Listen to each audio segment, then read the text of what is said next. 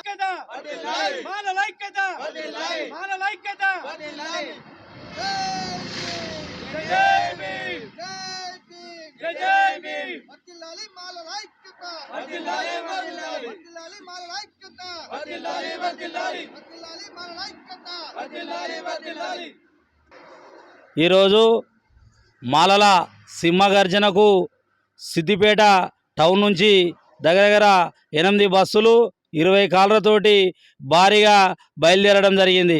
ఈరోజు ఈ సభ ఎందుకు నిర్వహిస్తూ ఉన్నామంటే వివేకానగర్ ఆధ్వర్యంలో పెద్ద ఎత్తున 6 లక్షల మందితోటి సభ నిర్వహించడం జరుగుతూ ఉంది. ఎందుకనంటే మాలలే అన్నీ దోచుకున్నారని చెప్పేసి 30 సంవత్సరాల నుంచి ఒక అబద్ధమైనటువంటి అబద్ధాన్నే ఇదే నిజమని నమ్మించేంత స్థాయికి ఆఖరికి మందకృష్ణ రావడం జరిగింది.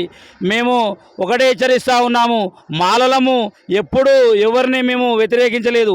ఈరోజు సభ కూడా మేము మాదిగలకు వ్యతిరేకంగా కాదు, మా మాలల ఆత్మగౌరవం ఏందో చూపించడం కోసము పరేడ్ గ్రౌండ్ పోతున్న సందర్భంలో ఈ మీటింగ్ రద్దయిందని చెప్పేసి సోషల్ మీడియాలో కానీ ఈనాడు పేపర్లో జింగన గ్రౌండ్లో ఎంఆర్పిఎస్ సభ నిర్వహిస్తున్నామని చెప్పేసి అబద్ధ ప్రచారాన్ని ఎంఆర్పిఎస్ ప్రచారాన్ని కొనసాగిస్తూ ఉన్నారు. మేము ఒకటే డిమాండ్ చేస్తూ ఉన్నాము.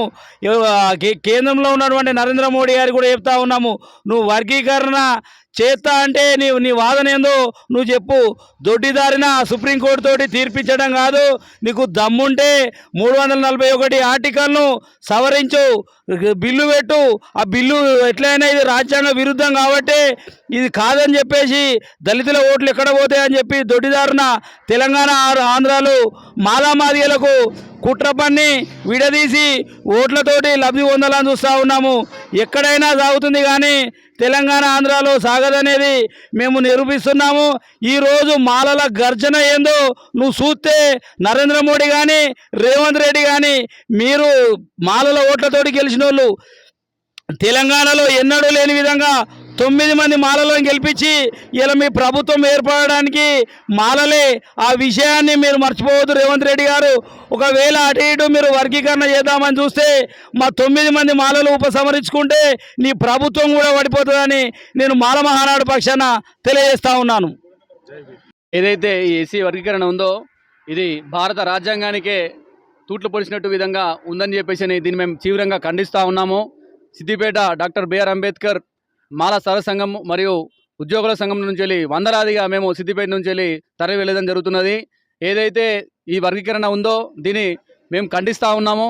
అలాగే ఇప్పుడు దళితుల మధ్యలో ఏదైతే మాలా మాదిగా సంబంధించిన దళితుల మధ్యలో ఐకమత్యాన్ని దెబ్బతీయడానికి రాజకీయాల కుట్రలో భాగంగానే దీన్ని చూస్తూ ఉన్నాం. మేము ఎప్పుడైతే 75 సంవత్సరాల నుంచి సంవత్సరం వచ్చి 75 సంవత్సరాల నుంచి ఇప్పటి వరకు కూడా కలిసిమెలిసి ఉన్న దళితుల మధ్యలో ఈ రిజర్వేషన్ ఎస్సీ వర్గీకరణ అనే కాన్సెప్ట్ తీసుకొచ్చి వాళ్ళ ఓటు బ్యాంక్ రాజకీయాల కోసము పావులుగా వాడుకొని దళితులను పావులుగా వాడుకొని ఇంకా ఎన్ని రోజులు ఇట్లా ఎన్ని సంవత్సరాలు ఇట్లా మన దళితులని అధ్యయిస్తారని చెప్పేసి భావిస్తూ దీన్ని తీవ్రంగా ఖండిస్తూ బహిరంగ సభకు మద్దతు తెలుపుతూ ఈ వర్గీకరణ ఇట్లనే కొనసాగిస్తే మాత్రం భవిష్యత్తులో తీవ్ర పరిణామాలు ఎదుర్కోవాల్సి చెప్పేసి హెచ్చరిస్తూ ఉన్నాం.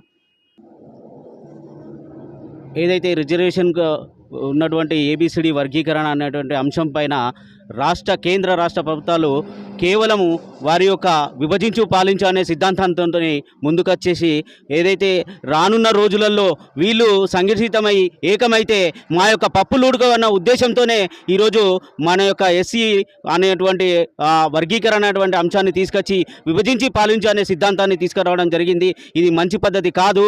కలిసి ఉంటే కలదు సుఖం అన్నటువంటి నినాదంతో మేము అందరం కూడా కలిసి ఉండాలి, అందరం కూడా ఏకంగా ఉండాలని చెప్పేసి మేము ఈరోజు సిద్దిపేట నుంచి మాల మహానాడు నుంచి అలాగే మాలా సదర్ సంఘం నుంచి కూడా మేము వేలాది మందిగా మేము సిద్దిపేట నుంచి తరలి రావడం జరుగుతుంది.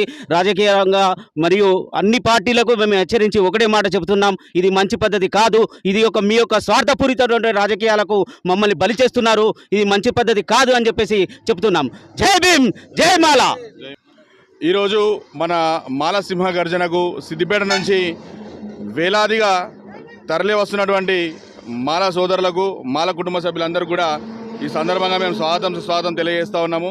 దారి పొడవునా కూడా మాకు మంచిర్యాల నుంచి కానీ, పెద్దపల్లి నుంచి కానీ, కరీంనగర్ నుంచి కానీ, జగిత్యాల నుంచి కానీ, కోరట్ల నుంచి కానీ, సిరిసిల్ల నుంచి కానీ కొంతమంది వేల మంది సంఖ్యలు ఈరోజు మనము హైదరాబాద్లో జరిగేటువంటి సభలో మాలలు ఖాళీ చిటికేస్తే ఇంతమంది వచ్చినా అనేది పాలిస్తున్నటువంటి పాలకులకు వాళ్ళు కళ్ళు బైర్లు గమ్మేలా ఇలా మా యొక్క మాల సింహగర్జన సభ జరగబోతూ ఉన్నది.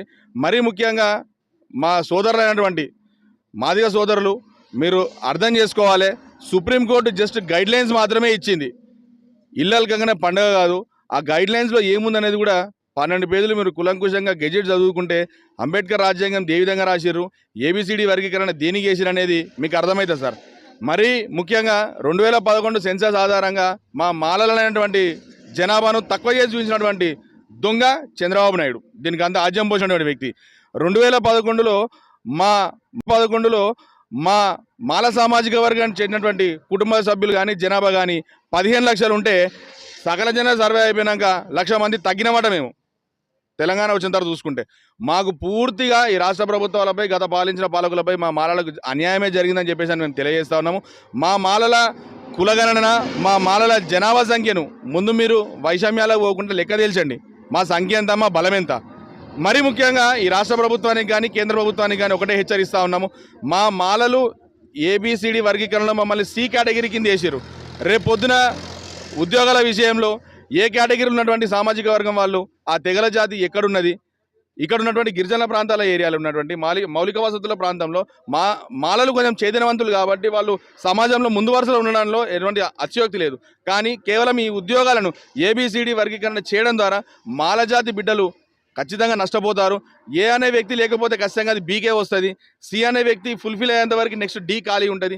డి వ్యక్తి లేకపోయినా ఏ వ్యక్తి లేకపోయినా తిరిగి అది బీ వాళ్ళకే చెల్లుతుంది అనే విషయాన్ని కులంకుశంగా మన పెద్దలు మా మాలసింహ గర్జనలో ఇవన్నీ విషయాలు మీకు వివరిస్తూ ఉన్నారు.